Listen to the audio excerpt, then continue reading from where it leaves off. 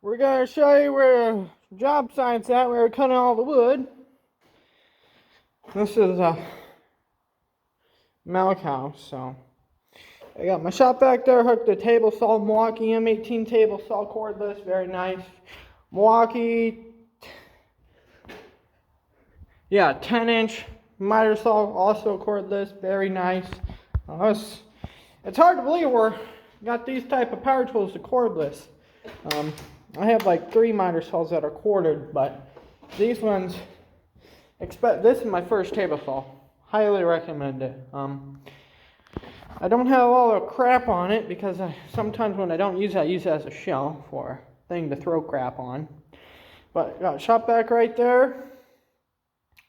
Got